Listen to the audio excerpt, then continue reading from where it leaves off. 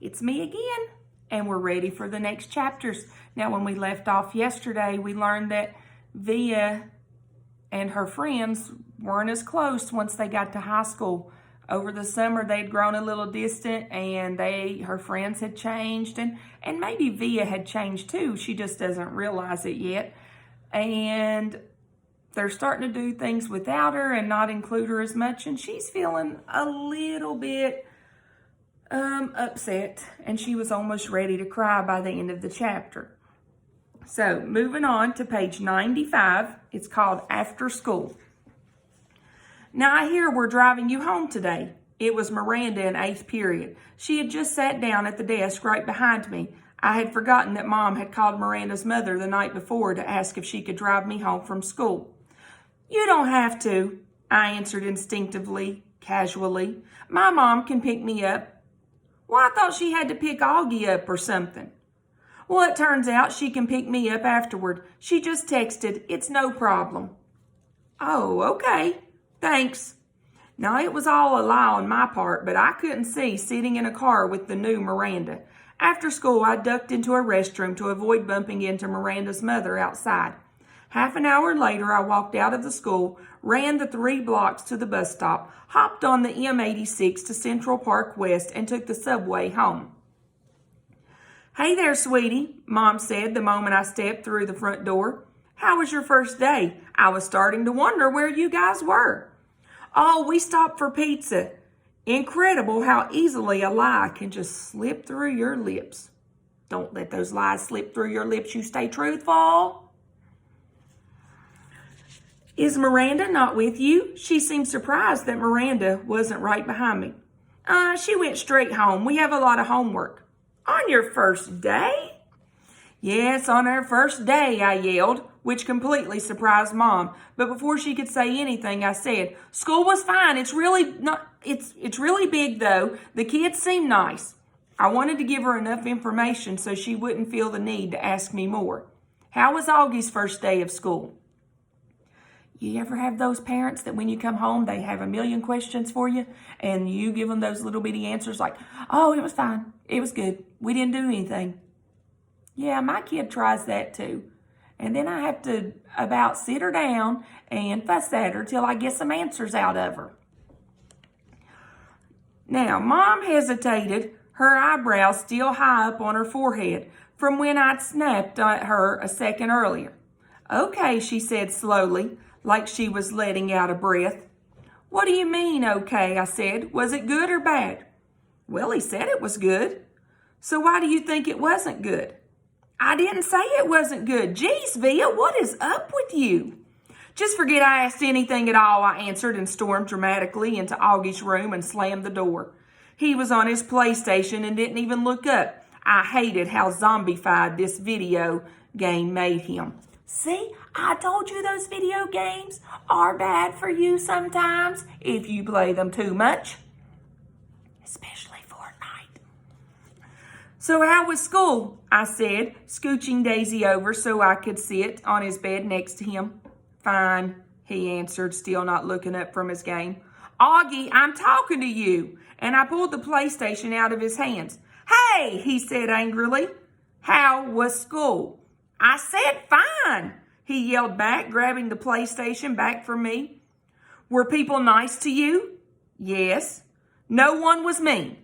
He put the PlayStation down and looked up at me as if I had just asked the dumbest question in the world. "Why would people be mean?" he said. It was the first time in his life that I heard him be sarcastic like that. I didn't think he had it in him. Next chapter, the Padawan bites the dust. Now, I'm not sure at what point that night Augie had cut off his Padawan braid, or why that made me really mad. I'd always found his obsession with everything Star Wars kind of geeky, and that braid in the back of his hair with its little beads was just awful. But he had always been so proud of it, of how long it took him to grow it, of how he had chosen the beads himself in the craft store in Soho. He and Christopher, his best friend, used to play with lightsabers and Star Wars stuff whenever they got together. And they had both started growing their braids at the same time. when August cut his braid off that night without an explanation, without telling me beforehand, which was surprising, or even calling Christopher. I was so upset I can't even explain why. Now, I've seen Augie brushing his hair in the bathroom mirror. He's meticulously tries to get every hair in place. He tilts his head to look at himself from different angles, like there's some magic perspective inside the mirror that could change the dimensions of his face.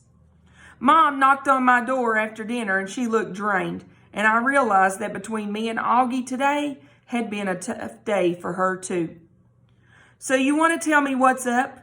she asked nicely, softly. "Not now, okay, Mom?" I answered. I was reading. I was tired. Maybe later I'd be able to be up to telling her about Miranda, but not now. "I'll check in before you go to bed," she said, and then she came over and kissed me on top of my head. "Can Daisy sleep with me tonight?" "Sure, I'll bring her in later." "Don't forget to come back," I said as she left. "I promise." Now, we know when parents make those promises, we expect them to keep them. But sometimes things happen. Things happen that we have no control over. And it's not that we love you any less. We just get caught up in everything else that time just slips away. But she didn't come back that night. Dad did. He told me Augie had had a bad first day and Mom was helping him through it. He asked me how my day had gone, and I told him fine.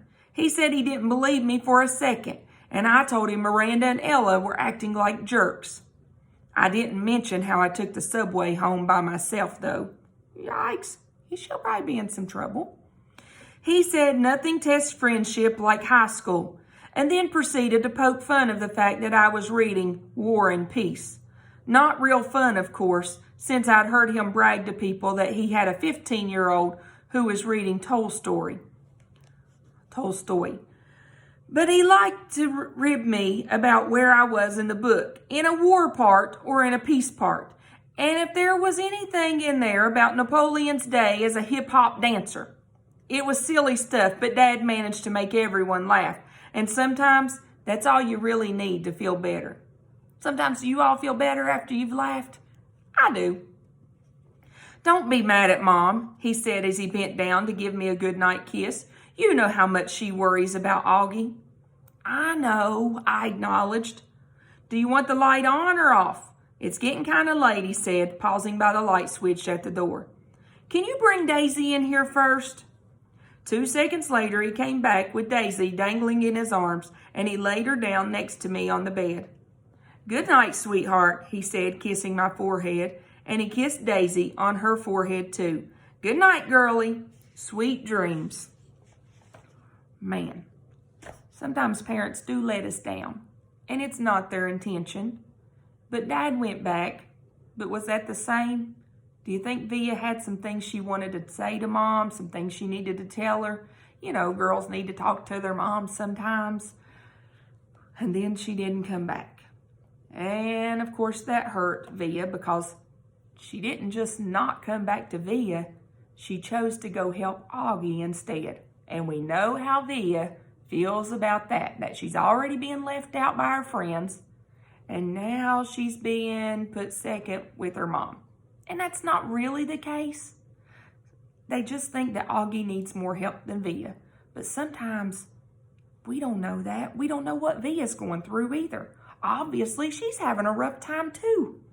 So we'll pick up back off tomorrow with the next 2 chapters. See you guys.